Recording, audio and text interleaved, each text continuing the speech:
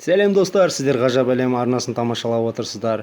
Бүгін ерекше әрі ғажайып жануарлармен таныс боламыз. Кейбір жануарларды өз көзімізбен көрмесек, олардың өмір сүруіне сену өте қиын. Сонымен біз бастадық.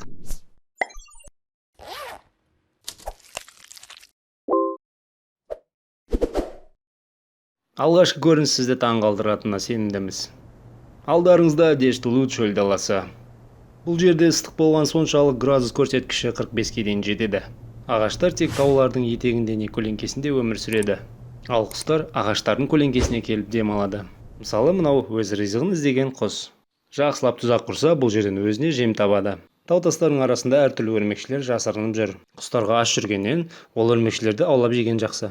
Біздің құсымыз ары-бері қимылдап жүрген бір өрмекшіні байқап қалды. Мұндай мүмкіндікті еш жібермеу керек. Құс ұшып өзінің бағынын сынап көруде.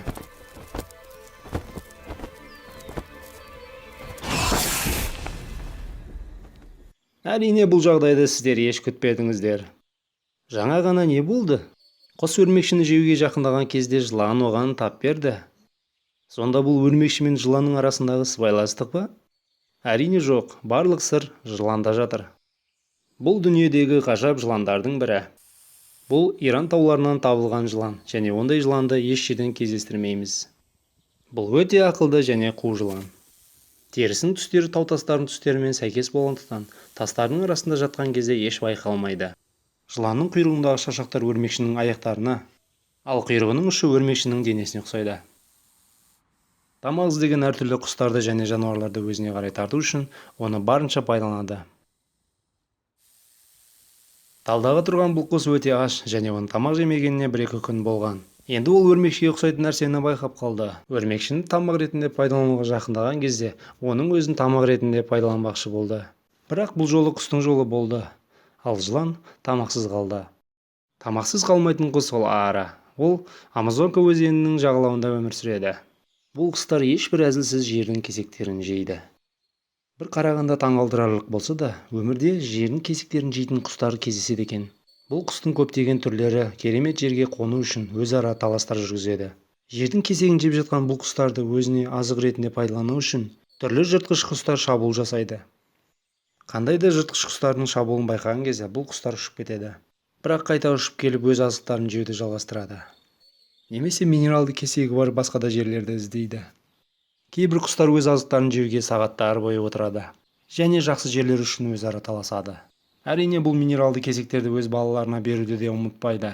Әрқайсысы өз ауыздарын кесектерге толтырып балаларына қарай ұшады. Және өз балалары өсіп жетіліп ұшып кеткенге дейін ата-аналар оларға 5 килограммдай кесек алып келіп береді. Үйлері океаннан алыс орналасқан бұл құстарға тұз жетіспейді. Ал тұзсыз құс балаларының миы мен сүйегі жетілмейді. Құстардың бағына орай бұл жердегі кесектер минералды витаминдерге өте бай. Минералды кесектердің қай жерде орналасқанын біліп алу үшін құстардың балалары ата-аналармен 1 жылдай ұшып барып келіп жүреді.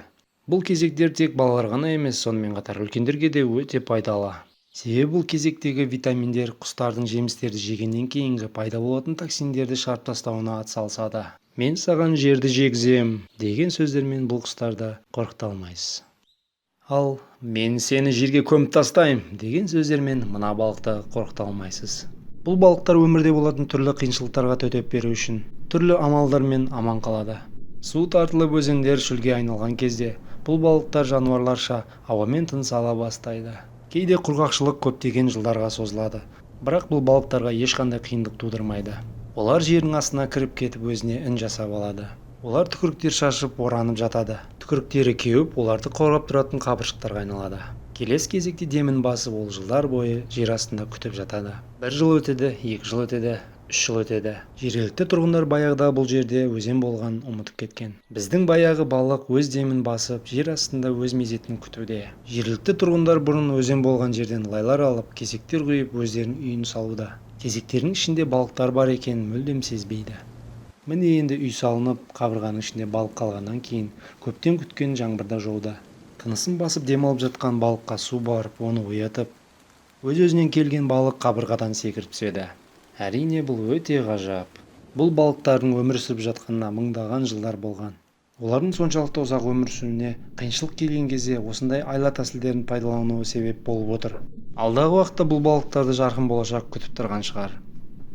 жарқын болашағы жоқ деп Жаңа Зеландияның өңірлерін безендіріп жарық беріп тұрған мына шамдарға қарай ұшатын жәндіктерді айтуға болады. Жабайы табиғатта кейде қараңғы кездегі шамдар өлім қақпаны болып есептеледі. Жібектен жасалған бұл жіпшелерді үңгір құрты түзіп отыр. Бұл кішкентай жіпшелер әдемі болғанымен, олардың мақсаты өз жәбірленушісін аулау. Әрбір тамшы жабысқақ клей. Бұл құрттар жарықтандырғыш деген атқа да ие. Жарықтандыру құрттардың құйрығында болатын химиялық реакциялардан туындайды. Бұл жарықтар көптеген жәндіктерді өзіне азғырып шақырып тұрады. Мұндай жарықтардың бұл жерде мыңдаған түрлері бар. Аш болған сайын жәндіктерге бұл жарықтар әдемірек болып көрінеді. Бұл жарықтардың топтамасы керемет аспандағы жұлдыздар секілді көрінеді. Бұл жарықтарды табиғат кереметтерінің бірі деп айтсаңыз артық емес. Ұшып келе жатқан жәндік өз инстинкті бойынша жарыққа қарай бет алады. Жарыққа ұшып келе жатқан бұл жәндік кенеттен тұзаққа түсіп қалды. Міне енді оның шаруасы бітті. Жарықтандыруш бұл өте қу құрт болып есептеледі. Оларды жақын таныған сайын өз замандастарын аямайтын және жек көрінішті құрт екенін біле бастайсың. Жарықтандырғыш құрт өз олжасын ұстап, оның ішкі құрылыстарын сорып тастайды. Оның әрбір жіпшесінің ұзындығы 1 метрге дейін жетуі мүмкін.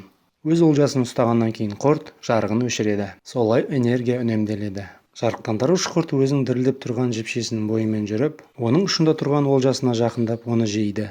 Сонымен қатар жіпшені де жеп қояды. Осылайша жібек үнемделеді. Бұл құрттар өзінің жібек жіптерін мыңдаған жылдар бойы жасап келеді. Жібекті керемет тәсілмен пайдаланатын мына жәндікпен таныс болыңыздар. Бұл ұрғашы жәндік өз балаларын жемістің үстіне босанады. Егер құмырсқалар тауып алса, мұның балаларын жеп қояды. Бірақ бұл жәндік керемет бір айлау ойлап тұр. Өз балаларын жеміс бұтақтарына туып кете қоймайды. Құйрығымен жеміс сабақтарынан жібек жіптер жүргізіп, әр жіптің ұшына балаларын туады. Ауада тұрған тұқымдар өте жақсы қорғауда болады. Осылайша жіпке асылған барлық тұқымдарын жібектердің ұшына туып кетеді. Туып жатқанда сұйық болған жібектер сыртқа шыққаннан кейін мықты болып қатып қалады. Әрқайсысын әр жіпке іліп, осылайша күніне 30-ға дейін тұқым туады. Бұл жіптердің жұқа болғаны соншалық, олардың ұштарында тұрған тұқымдарды жыртқыш жәндік құмырсқалар байқамай қалады. Олардан бар болғаны бірнеше сантиметрде керемет дәмді тамақ тұрғанын білмейді. Құмырсқалар өз азықтарын соншалықты беріліп іздегенімен, жәндіктің туып кеткен тұқымдарын еш таба алмайды. 3 күннен кейін ол тұқымдар ашылып, ішінен кішкентай жәндікшелер шығады. Енді олардың өз өмірлері өз қолында, дегенмен, олардың аман-есен туылуына ақылды аналары себеп болды. Қызықты мәліметтерді жеткізген ғажап әлем арнасы біздің арнаға жазылыңыздар, лайк басыңыздар және өз комментарийлеріңізді қалдырыңыздар. Сіздерге үлкен рахмет.